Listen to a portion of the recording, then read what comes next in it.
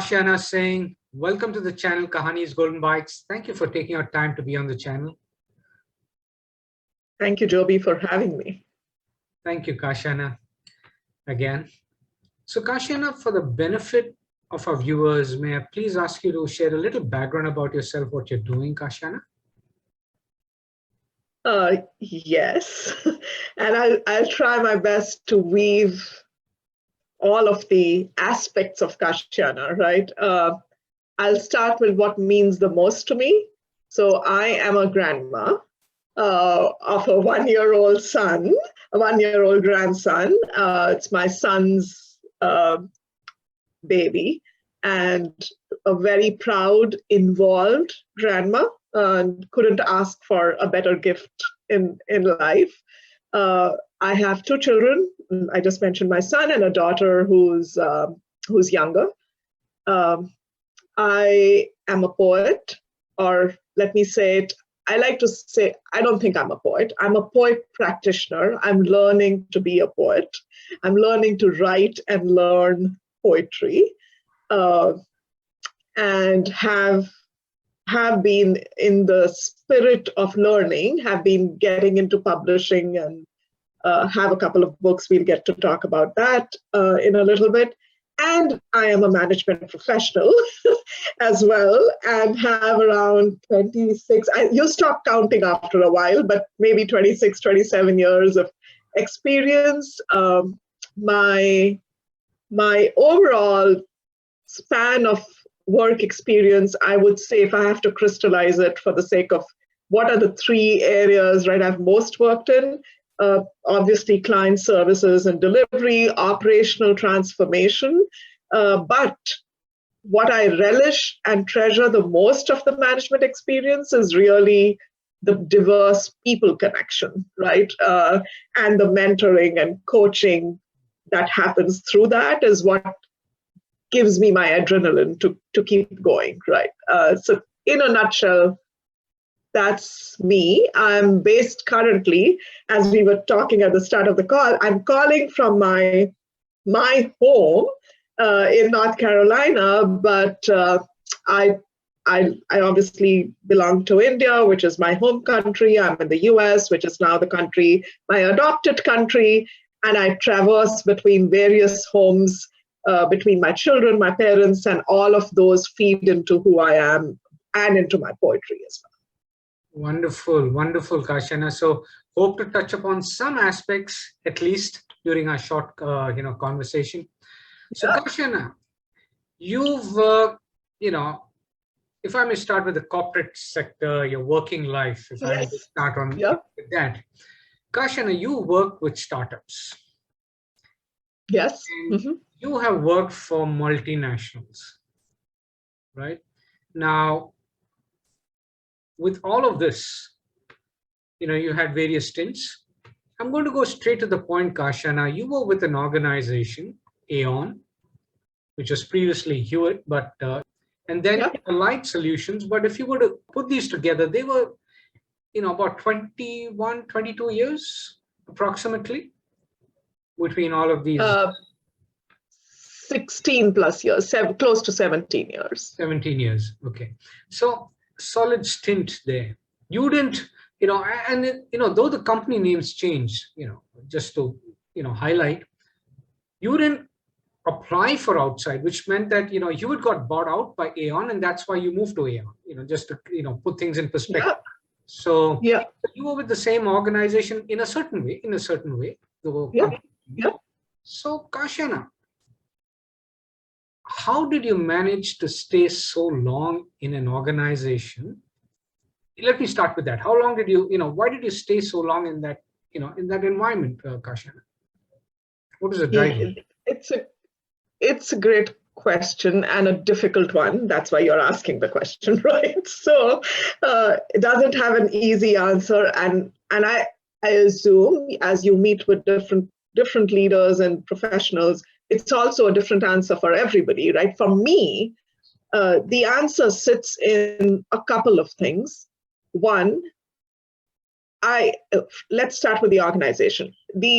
Even as we moved between identities, being Hewitt to being Aon Hewitt to being Alight. But even without that, if you don't take that into account, the company itself, or the organism that the company was, I like to think of the organization as an organism as well, continued to change what they were in terms of identity, right? So let's put that in point from an organization perspective, and then align that to what it did to me.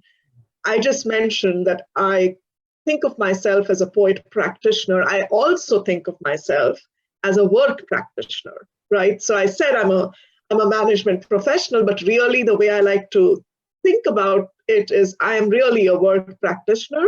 And because the organization that I was with evolved, it allowed me to practice what I want to be as a work practitioner and continue to change and adjust and get exposed and almost be an entrepreneur in my own right within the walls and the structure of this so-called organization. That's one. Second, I do think, and we'll talk a little more about it, I've been reading about this, just the question, I'm curious for myself as well, right? You don't realize that you've spent so many years till you get to that 17, till you start counting, right? And I didn't count till maybe 2 years ago about how much time you had spent. And when I did that, I was self-evaluating, saying, oh, really? Like, excuse me, did I really end up doing that? And I think there's something, that's where the person comes in, and it's different strokes for different folks, and who you come to the table, who you are as you come to the table. From that perspective, I think it's about what your values are. So to me, what's most important is relationships. What's most important is the people I'm working with. What's most important is loyalty, both in my personal and my professional life. And if that's the value system, and then on the left side is what the organism is offering you in terms of being able to learn and grow, that's probably the answer, Joby, to why I did what I did. And we'll talk about why that 17 years paused. That also didn't pause because I started looking for something else. It paused for a whole different reason that we'll probably get to.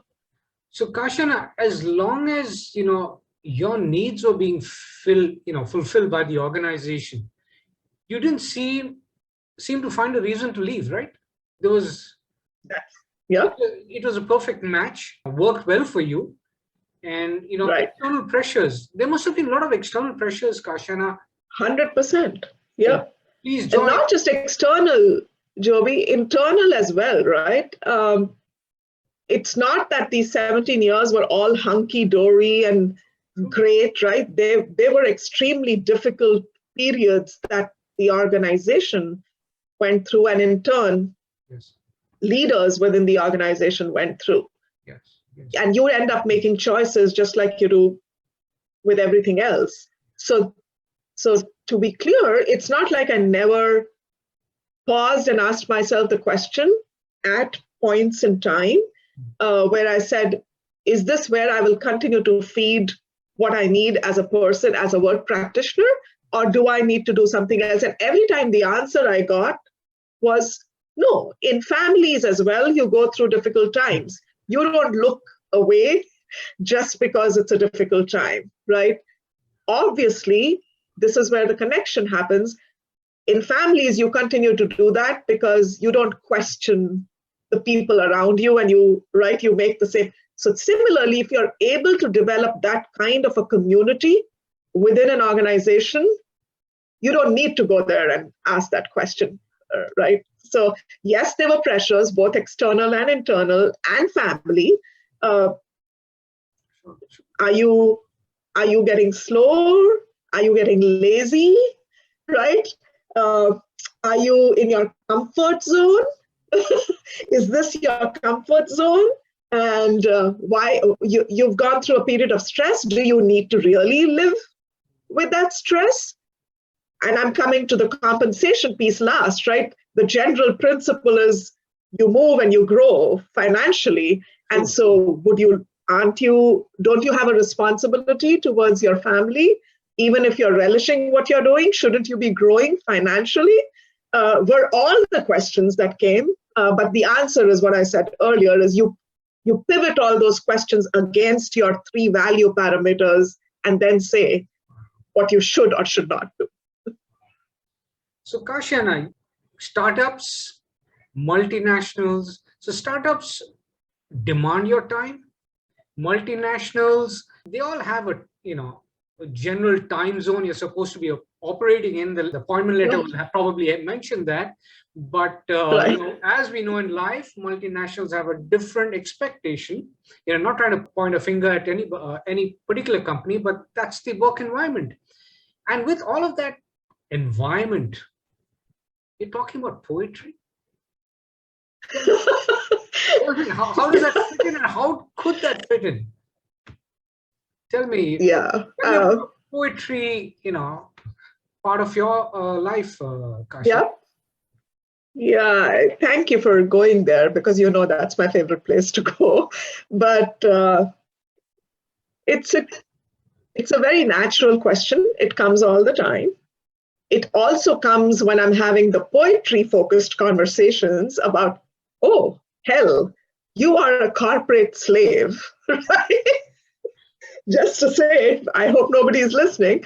You are a corporate slave, and how the heck do you get to do poetry? And we know what poetry essentially demands from you as an individual, right? Or as a poet. To me, they're not separate. One feeds the other. And I am a better poet because of who I am as a work practitioner. And I am a better work practitioner because I am a poet in my spirit and soul. They're not separate. It's just like work-life balance, Toby. Like the concept of work-life balance, I've challenged it even before it became an in thing to challenge the concept of work, and you've witnessed it, right? I think it's all about work-life integration and not work-life balance. You cannot compartmentalize yourself into pieces. Similarly, my grandchildren or my children, I'm going to say, like, you don't even talk about us anymore. But anyways, my family informs who I am as a person at work, right? And you'd agree with this, Joby, what we bring of ourselves to the boardroom is exactly what we bring of ourselves to the dining room.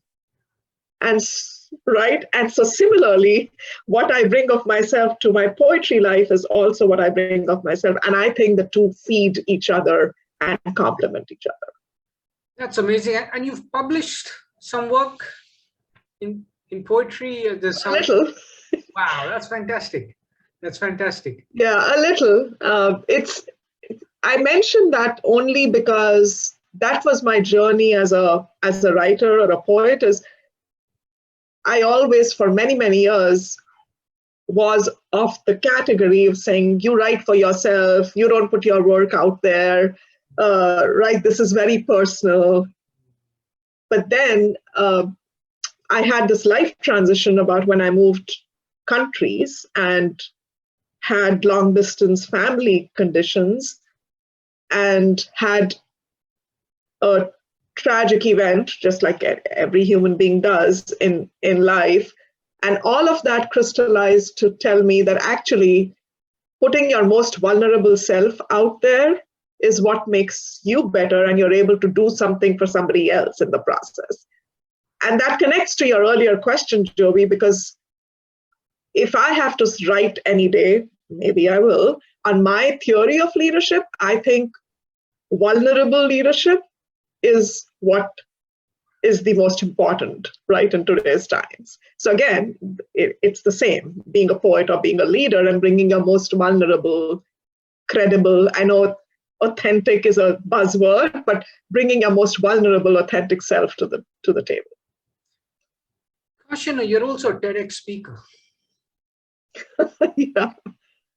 So, just peeling the onion a little bit, bit by bit. So tell me about that. What was the topic that you had spoken about, Kashiana? It's related to work? Of course it is, right? And of course it's related to everything that I just said. in a sense, it's about work as worship. But it's really, I qualified that a little bit if and when you get a chance to listen to it. It is about worship as a work practitioner. So a little bit flipping the theory of work as worship on its head.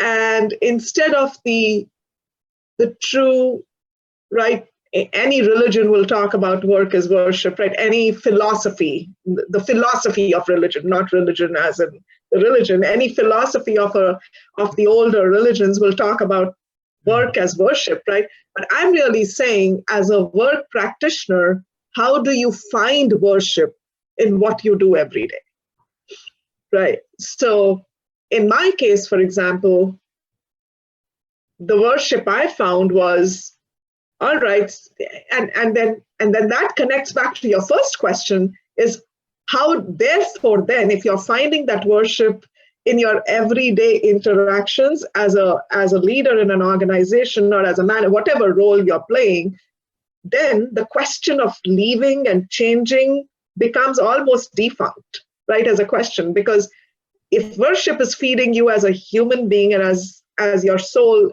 spirit, as well as giving you learnings to grow as a professional, then the question of why do I need to find something else becomes the most relevant. But my topic was worship as a work practitioner, and really what it speaks to is Nanak's theory, Guru Nanak's theory of, you don't need to go to the Himalayas and you don't need to isolate yourself from your dutiful life to find something, right? To find the connection. That's what I try to elaborate, to say, okay, for me, for example, if I'm speaking to a 26-year-old young person and talking about life and career and progress and how to balance work and life, or how to integrate work and life, how do I find worship in that moment? And the rest of the 17 days, 17 hours in your work day, which may be the painful pieces, automatically get diminished because you found that one moment for 15 minutes in a day. Wow. So Kashiana, what I'll also do is, put a link so that our viewers can take a look at that. Thank you. So Kashiana, you've had, working, your poetry, your life, all of that integrate very well, as you put it. What would you like to tell, someone, say, who's joining the new, the workforce, or somebody who's early in their career? What would be your advice for them as they look forward to a, long career ahead in a organization or in various? Yeah, thank you for allowing me to do that. I'm, again, like I said, I'm still learning. I don't know if I'm qualified to say an advice, but I would say your career is long, right? It's a long journey. Find the moments of truth and consider the rest of the elements that you go through as gestation to get you the ultimate reward and recognition within your personal and your broader environment over a period of time. Don't let the moments drive your decisions. Let the gestation window drive your decisions, and find your moments of truth within your everyday. Thank you for that, Kashiana. And Kashiana, I won't take more of your time. Thank you so much for taking your time to be on the channel. Thank you so much. Thank you. Thank you for having me, Joby, and thank you for doing this and bringing these conversations for all of us. Thank you.